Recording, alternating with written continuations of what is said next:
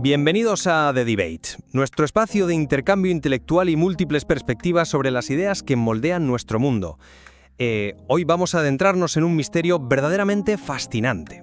Un enigma que, lleva casi un siglo desafiando nuestra comprensión sobre el éxito, la ambición y la naturaleza misma de la realidad. Hablamos de una obra publicada en 1937, justo en plena resaca de la Gran Depresión. Un texto que, contra todo pronóstico, ha vendido más de 20 millones de copias. Es un libro que a día de hoy sigue siendo considerado la Biblia indiscutible para titanes modernos de la industria, gigantes del desarrollo personal e incluso atletas de élite mundial. Me refiero, por supuesto, a Piense y hágase rico, de Napoleón Hill. Pero, y aquí reside la gran incógnita que vamos a desentrañar en este análisis. ¿Es realmente el pensamiento una fuerza física, tangible, capaz de materializar la riqueza y doblegar el universo a nuestra voluntad? ¿O es esta idea un mito romántico, una, seductora ilusión que oculta la verdadera importancia de la estrategia pragmática, la ejecución implacable y el asesoramiento experto? Esa es exactamente la tensión que hace que este material sea tan digno de un estudio riguroso. Para abordar este interrogante, hoy vamos a diseccionar el primer capítulo de la obra y sus 21 citas más célebres, buscando comprender el verdadero origen del logro humano. Porque, la narrativa popular ha destilado este libro hasta convertirlo en una especie de manual de pensamiento mágico, algo casi esotérico. Pero cuando rascamos la superficie, encontramos una dicotomía fascinante entre la fe ciega y el pragmatismo absoluto. Exacto. Y para establecer las reglas de nuestro intercambio de hoy, dejaré clara mi postura desde el principio. Mi posición hoy, y lo que me resulta fascinante explorar, es la posibilidad de que la mente, cuando es verdaderamente magnetizada por un deseo ardiente y un propósito definido, actúe realmente como el motor absoluto y primordial que da forma a nuestra realidad material. Como hombre que ha estudiado estos patrones, estoy convencido de que la mente precede a la materia. Ya. Pues mi perspectiva en este espacio irá en la dirección opuesta. Estoy segura de que lo intuyes. Sostengo que el pensamiento por sí solo es profundamente insuficiente. Y de hecho, a menudo es engañoso si no va acompañado de una adaptación estratégica constante, un conocimiento experto muy riguroso y, sobre todo, un reconocimiento humilde de nuestras propias limitaciones físicas y técnicas. Bueno, comencemos entonces trazando las líneas fundamentales de este mapa. La tesis que yo defiendo se basa en una premisa que el propio texto establece de forma categórica. Dice, los pensamientos son cosas, y no son cosas abstractas, o sea, son fuerzas inmensamente poderosas cuando se mezclan con propósito. Fíjate que el texto nos advierte sobre la necesidad imperiosa de quemar las naves. Para entender esto de manera sencilla, significa eliminar cualquier plan B psicológico para que a tu cerebro no le quede absolutamente más remedio que triunfar o perecer. Si no eres capaz de ver grandes riquezas en la pantalla de tu imaginación, jamás tendrás la capacidad de verlas reflejadas en el saldo de tu cuenta bancaria. Claro, es una metáfora poética e indudablemente inspiradora. Nadie construye un edificio sin haberlo visualizado primero. Eso te lo concedo sin dudarlo. Eso es. Hoy en día la neurociencia lo llamaría el sistema reticular activador, esa parte específica del cerebro que filtra la información de nuestro entorno. Si tu mente está magnetizada, tu cerebro empieza a detectar oportunidades que antes pasaban completamente desapercibidas. El pensamiento es el plano arquitectónico. Sin él, sencillamente no hay edificio. Vale, acepto que la imaginación es el punto de partida ineludible. Pero el peligro, y es un peligro enorme en mi opinión, radica en reducir la tremenda complejidad del éxito a este mero magnetismo mental. Al leer detenidamente el texto, descubrimos que el verdadero motor del éxito no es una especie de magia donde el universo te premia por pensar muy fuerte en algo. El motor real es la acción incesante, el choque frontal contra la realidad y la corrección metódica. ¿Te refieres a la regla número 17? Exactamente a esa. Fíjate en lo que dice textualmente. Cuando llegue la derrota, acéptala como una señal de que tus planes no son sólidos, reconstrúyelos y vuelve a zarpar hacia tu objetivo. Esto no es sentarse a visualizar en el sofá de tu casa. Esto es el método científico aplicado a la vida empresarial o personal. El éxito requiere una profunda humildad intelectual para buscar sabiduría externa cuando nuestros planes fallan.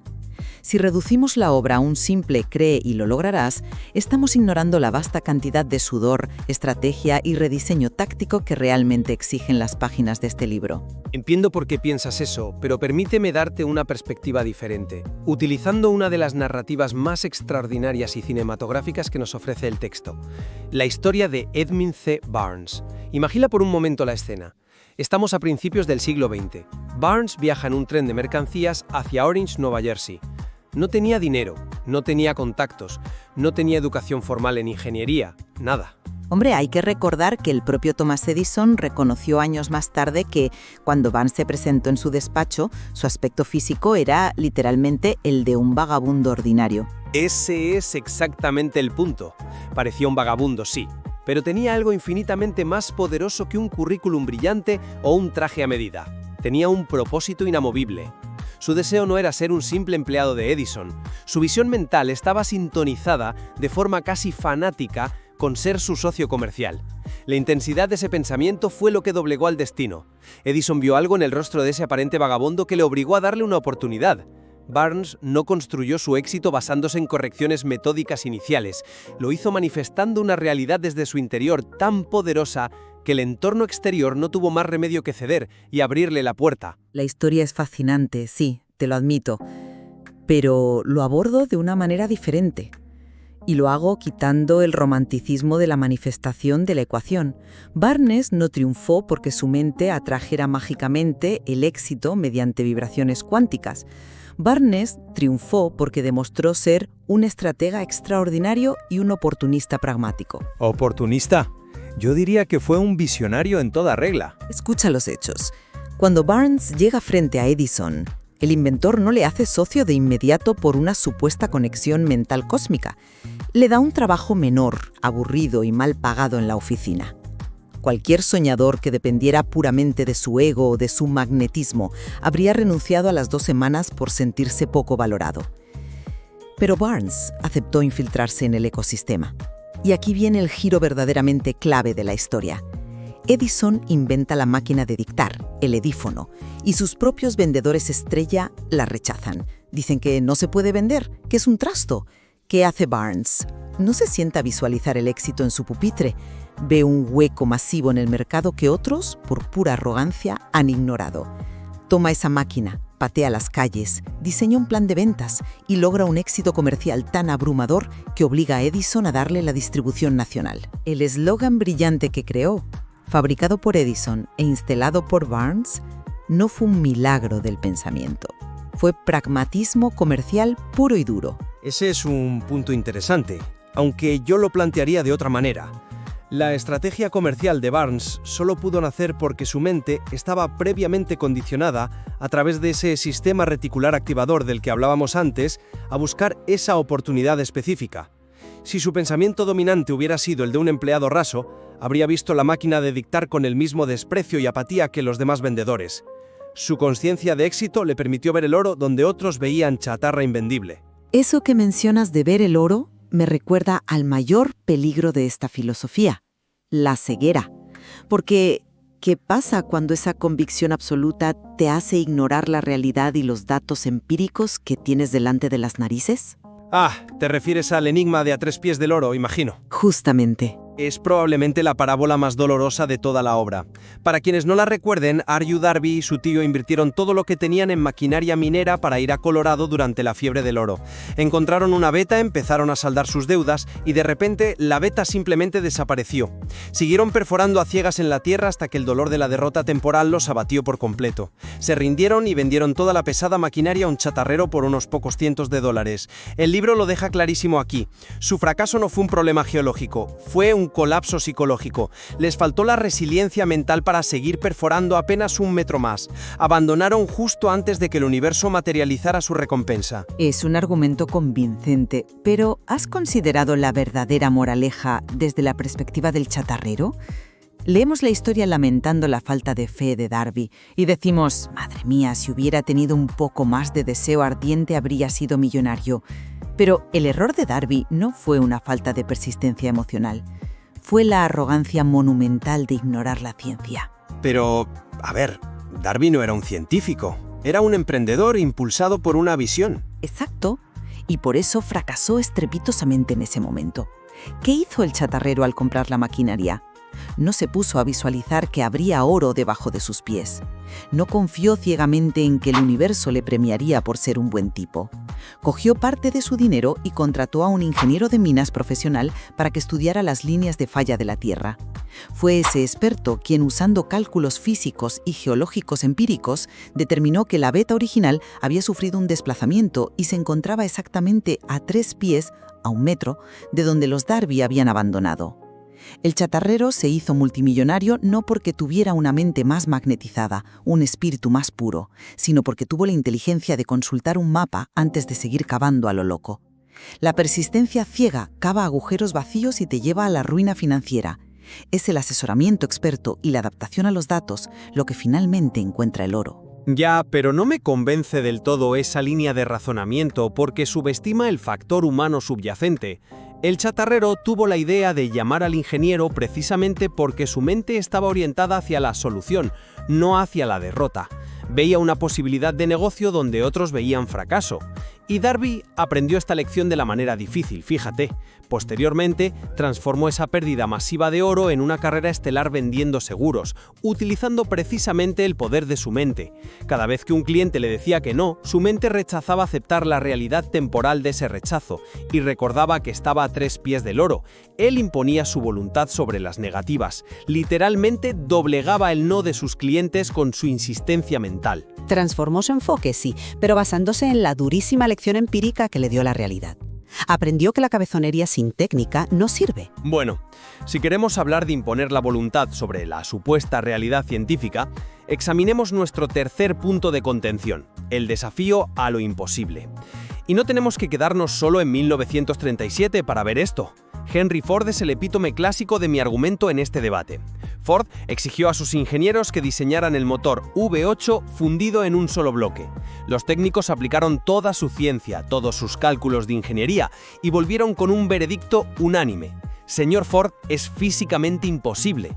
Pero Ford no aceptó las limitaciones físicas impuestas por sus técnicos. Les ordenó seguir trabajando durante 1 año entero. Obligó a la realidad a plegarse a su visión.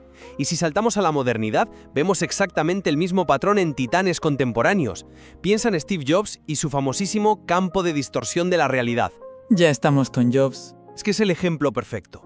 Cuando exigió que el primer iPhone tuviera una pantalla de cristal resistente a los arañazos, a apenas unas semanas del lanzamiento, los ingenieros de Corning le dijeron que era imposible fabricarlo a esa escala y en ese tiempo.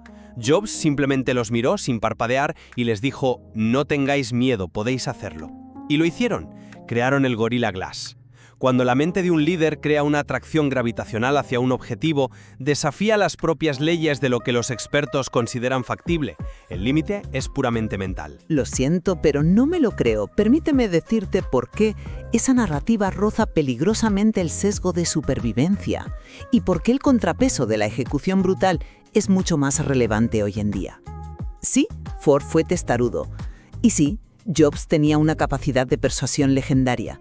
Pero la magia no ocurrió en la cabeza de Ford, ni en las miradas intensas de Steve Jobs.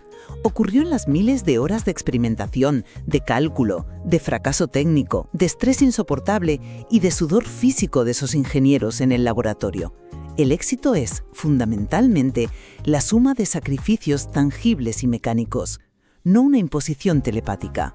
Pero es innegable que sin la exigencia mental inflexible de Ford o de Jobs, esos ingenieros jamás, y digo jamás, habrían dado ese salto cualitativo. Se habrían rendido a la primera dificultad técnica. Quizás. Pero para desafiar esa noción tan extendida y un poco naif de que si estás listo mentalmente, el éxito simplemente fluye hacia ti como un río, miremos el ejemplo supremo de grandeza física que se menciona con frecuencia al hablar de disciplina. Michael Phelps, considerado universalmente como el mejor nadador de todos los tiempos. Phelps no construyó su legado simplemente visualizando medallas de oro en su habitación o afirmando su deseo al universo desde el borde de la piscina. Lo construyó sobre una ejecución física tan brutal que francamente asusta. Su ética de trabajo es legendaria, sin duda alguna. Legendaria es quedarse muy corto. Entrenó durante 5 años sin tomarse Ni un solo día libre. Ni Navidad, ni su cumpleaños, ni domingos, nada.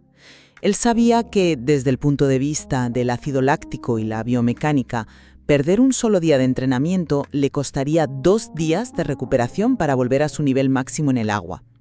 Ingería 10.000 calorías al día solo para no desintegrarse físicamente. La grandeza de Phelps no nació únicamente de pensar en ella. Nació del sacrificio extremo de su zona de confort y de la repetición técnica forzada hasta la náusea. La mente puede dar la orden inicial, claro, pero es la carne la que paga el peaje. Glorificar solo el deseo mental es contar solo la mitad de la historia. Y la mitad menos dolorosa, por cierto. Pero fíjate que la carne no se somete a ese peaje destructivo si la mente no es una fortaleza inexpugnable. El sacrificio físico de Phelps es, de hecho, el síntoma de su estado mental, no al revés.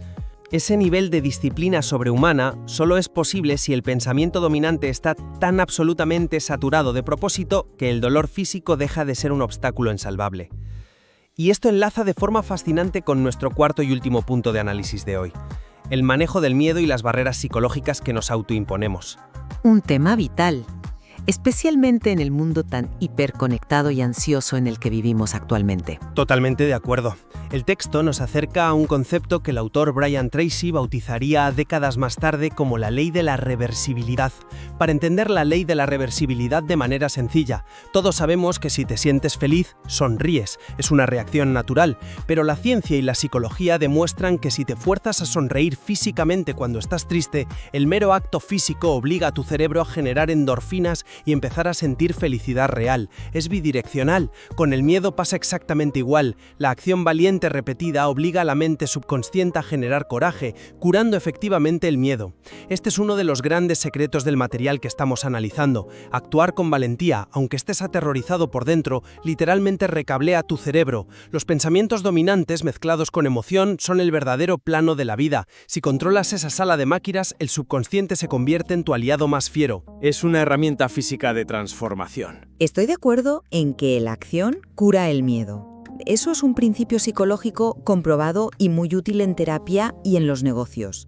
Pero aquí es donde debo hacer la advertencia más crítica de todo nuestro análisis, apoyándome en la propia cita número 9 del libro. El texto dice textualmente: descuidar la ampliación de su visión ha mantenido a algunas personas haciendo una cosa toda su vida. Es decir, quedarse atascado en un solo carril sin ver más allá. Exacto. Si adoptamos tu enfoque y nos aferramos a una idea fija con una fe inquebrantable, creyendo que nuestro pensamiento dominante es infalible y que solo necesitamos empujar con más valentía contra el muro, corremos el enorme riesgo de caer en el dogma. Hoy en día a eso lo llamamos positividad tóxica o la cultura del burnout. Tener creencias fijas sin abrir la mente a nuevos conocimientos, a críticas constructivas o a la experiencia de otros es una receta segura para estrellarse a 200 km/h. Darby tuvo fe ciega y cavó un agujero completamente vacío. El chatarrero amplió su visión contratando a un experto y se hizo inmensamente rico. La fe en uno mismo puede ser tan paralizante como el miedo si te desconecta de la realidad operativa. El éxito exige flexibilidad cognitiva, exige la voluntad de mirar tu plan, admitir que está mal, tragar tu enorme ego y rediseñarlo desde cero. No importa cuánto deseo ardiente tengas. Si estás corriendo a máxima velocidad en la dirección equivocada, lo único que conseguirás es alejarte más rápido de tu destino. Es un cierre potente, y a medida que nos acercamos al final de nuestro tiempo en este programa, es evidente que estamos contemplando dos caras de una moneda extraordinariamente valiosa. Por mi parte, sintetizando todo lo que hemos explorado hoy, me mantengo firme en la convicción de que el ser humano es, ante todo, el arquitecto mental de su propio destino. Hemos visto cómo la convicción absoluta de Barnes le permitió detectar la oportunidad en una simple máquina de dictar rechazada por todos, cómo la terquedad de Ford y el campo de distorsión de Jobs doblegaron las supuestas leyes inmutables de la ingeniería, y cómo la falta de resiliencia de Darby le costó literalmente una fortuna en oro. Sin esa chispa inicial de deseo inquebrantable, sin un control absoluto sobre nuestros propios pensamientos, ninguna cantidad de esfuerzo físico importará verdaderamente. La técnica siempre puede aprenderse, los ingenieros brillantes pueden contratarse, pero la mente magnetizada es el motor de arranque imprescindible de todo el universo humano. Y mi síntesis nos devuelve a la tierra firme. El pensamiento es indiscutiblemente la semilla, Pero una semilla lanzada sobre asfalto no germina por mucha fe que le pongas, ni por mucho que la visualices. El verdadero terreno fértil donde crece y se consolida el éxito a largo plazo es la adaptación constante frente a la derrota. Es la búsqueda activa de consejo experto cuando nos enfrentamos a obstáculos que superan nuestro entendimiento personal. Y es la voluntad férrea de sacrificar la zona de confort día tras día, soportando el peaje físico y mental como nos demostró Michael Phelps. El verdadero origen del éxito no radica en ignorar la realidad material a través de la visualización pasiva, sino en interactuar con ella de frente, aprender de sus golpes empíricos y rediseñar nuestros planes con una genuina humildad intelectual. Pese a nuestras marcadas diferencias de enfoque, creo que hay un punto de convergencia innegable en el material que ambos celebramos profundamente, y es la idea central de que el fracaso temporal en la vida jamás, bajo ninguna circunstancia, debe ser interpretado como un final definitivo. Totalmente de acuerdo. Ya sea que lo veamos como una prueba para empujar aún más fuerte desde nuestro deseo interior, como tú defiendes con vehemencia, o como una señal empírica y fría para reconstruir nuestro plan inteligentemente, como yo sugiero, el fracaso es siempre un punto de pivote. Es un escalón doloroso, pero absolutamente necesario hacia la grandeza. Es fascinante comprobar cómo un texto concebido hace casi un siglo en unas circunstancias mundiales tan adversas sigue ofreciéndonos estas capas de complejidad y provocando debates tan sumamente relevantes sobre el motor del comportamiento humano. Es que la naturaleza humana cambia muy poco por mucha tecnología y pantallas que nos rodeen hoy en día. Las motivaciones siguen siendo las mismas. Así es, y con esta reflexión nos despedimos por hoy en este espacio.